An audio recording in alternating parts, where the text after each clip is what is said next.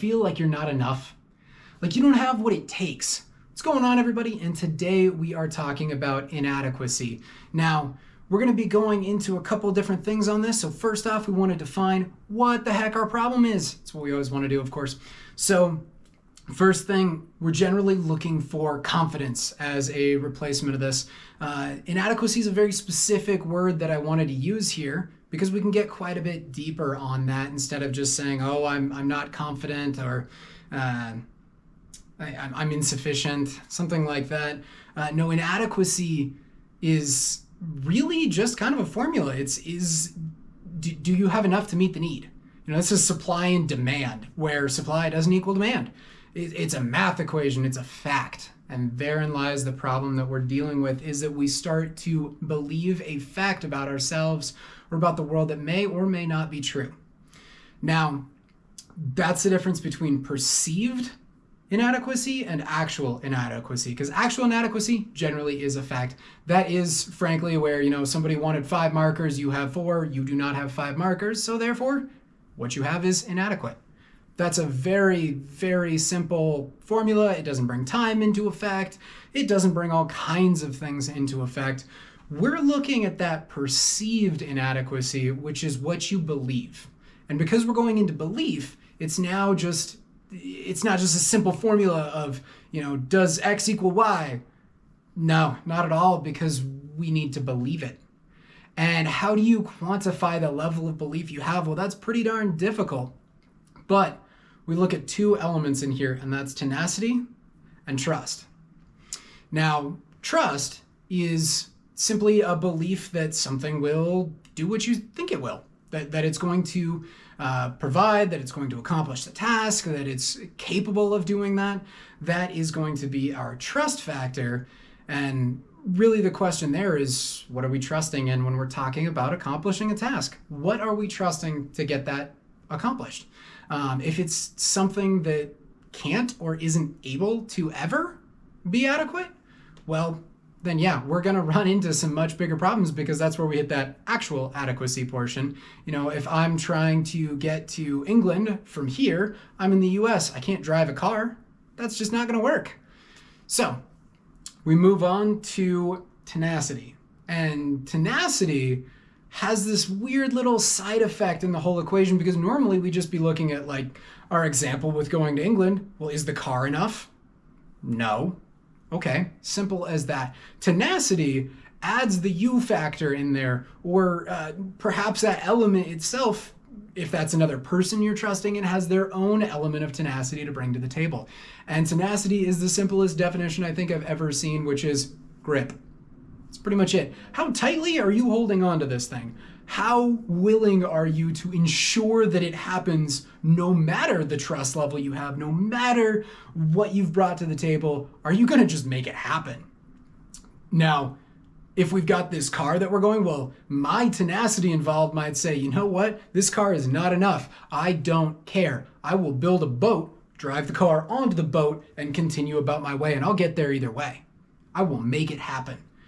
Now, tenacity is something we can grow over time. That is thinking outside the box. That's looking for bigger scenarios, bigger questions, bigger answers. It comes down to this whole thought that I don't like the answer no. Simple as that. So I'm going to make it happen. Now, trust, we're going to circle back around, because trust is the factor that takes a little bit more building. It's less grit. It's a question that we should be asking if we're feeling inadequate. What are we trusting in, and what's the task we're trying to accomplish here? If it's just ourselves, oftentimes we tend to let ourselves down a lot. And when we do that, we get this thought over and over again, well, I just can't trust myself. I just can't trust myself. It failed last time. What do you mean it's going to work next time? I failed 15 times already. It's really hard to trust myself after that. Sometimes that's true.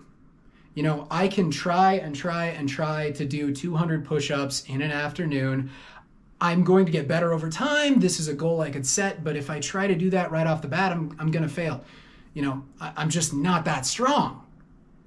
And so I could lose trust in myself. Yes, I could have tenacity that might overcome that. Maybe there's another situation or scenario going on, but I'm frankly just not capable of it. So putting my trust in something that is 100% not capable of doing the task is going to create a feeling of inadequacy.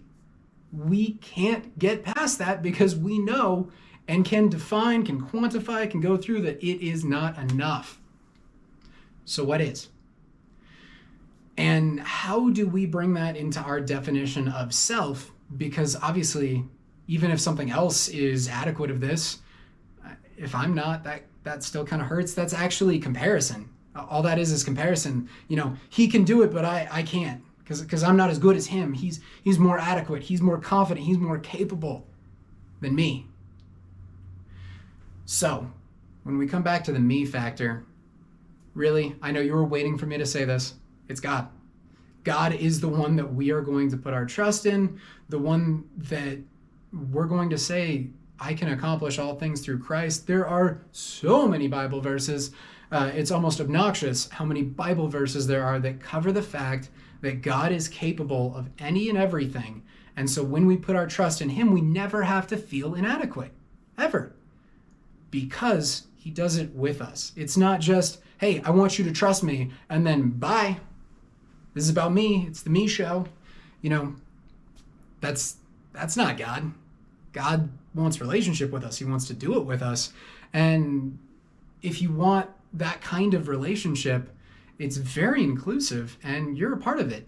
It's very much like when you're on a team of people and you yourself might not be able to accomplish the task. Maybe you're doing some coding project or something crazy like that that's going to take months, and there's deadlines, there's problems, there's all of this stuff. And if you were going to try and face that yourself, you can't do it. You're not enough. But hey, then the team comes along, you become part of a team, there's 20 of you all working on this same assignment, and you can go, rah, rah, rah, yeah, we can do it because there's so many more of you. You have access to so much more resource, so much more potential, but you are still a part of the team, so you get to have ownership when it's done that, yeah, I built that. I was a part of that. Yes, it's a team effort, but we did it together. And that's what it's like doing stuff with God. It's a team effort, but you have access to infinite resource, infinite power. It's awesome. So we know that that's where the trust is, but how do we get it? Because oftentimes trust is built over time and it's built over scenarios, and we want to know how in the heck we get that from God. Well, frankly, it ends up being these kind of tests. And tests is a rough word because back in the Bible, you know, we see very obviously don't put the Lord your God to the test. Nope, can't give God a scenario where he'd have to do something because, he said no. Well, that verse, let's take it back, is originally talking about this time when the Israelites were rescued out of Egypt. You know, they're brought out by God, and after doing all these amazing signs, wonders, and miracles, they get to this lake and they can't drink out of it because the water's bad and they're all very thirsty. And so instead of asking God to fix the situation, they said, you know, if you're God, you'll do it. So what they did there was put God in a scenario where they're manipulating him. They know he can do it. They just watched all of this stuff happen. And instead of working with God, they're trying to control God. That would be putting God to the test. And that's not okay. What we're talking about here instead is asking God, I mean, frankly, he can make his own test if he wants. Saying, God, I want to grow in trust with you. Let's do it. Can we make that happen? How can you show me that? This isn't, God, if you love me, if I can trust you, put a Maserati in my driveway tomorrow. No. This is very much like a hike I did quite a while back, and it was right when I became a Christian, and I didn't really trust God. But I know I needed to in order to grow in my faith, in order to grow in general. I needed to be able to trust God. So I set off on this hiking trip. And I said, God, I want to be able to trust you by the end of it. So put me in scenarios, do whatever we have to do. I want this by the time I'm back. And God was like, all right, this is going to be rough. You know that, right? So I start out on this incredible journey, and over that entire thing, I had so many moments. I fell off the side of a cliff in front of a bear who, as soon as I started praying, walked away. that if that wasn't crazy enough, God told me to put my sunglasses on at one point. I was like, God, this is really weird. Like, I know I said I want to trust you, but like, sunglasses, really? Put them on. 2 seconds later, a huge branch came out and broke them. Would have taken my eye out. I ended up not long after on the side of a shale cliff. If you're an avid hiker, you know just how bad it is to be unroped on the side of a shale cliff with a 40-pound pack on. That's not a good scenario, but every time I prayed, I found another handhold. I made it up to the top, and it was amazing when I got back to this base camp that we were at. My parents were there, and I had cuts and all kinds of problems all over. My clothes were shredded, and I had the biggest smile on my face. My mom looked at me, and I'll never forget, she said, "Who are you?" Because the boy who left is not the man standing in front of me. That was the moment I realized I could trust God. And ever since then, I've gone through situation after situation, and all it's done has been building this trust between me and God. And the biggest factor in that is every time you go through something awful, instead of sitting down going, woe is me, you sit down and ask God, why are we going through this, and what can I learn? How can we grow closer, and how can I use this to impact other lives and the future? And that's that tenacity piece coming back into the picture. So if you want to stop feeling inadequate, to stop feeling like you're not enough, it's time to start building that trust with God. And the first part of doing that is asking. If you want more help on this, I do offer resource in order to help people with those questions that are stopping their faith from growing. That's actually what this video is today. So if you'd like that, there's a link right up here for you. Go ahead and click on that. Fill out the form. It only goes to me, so enjoy. If you've enjoyed this, go ahead and like and subscribe for more content, and don't forget to check out my latest book, Abide, available on Amazon.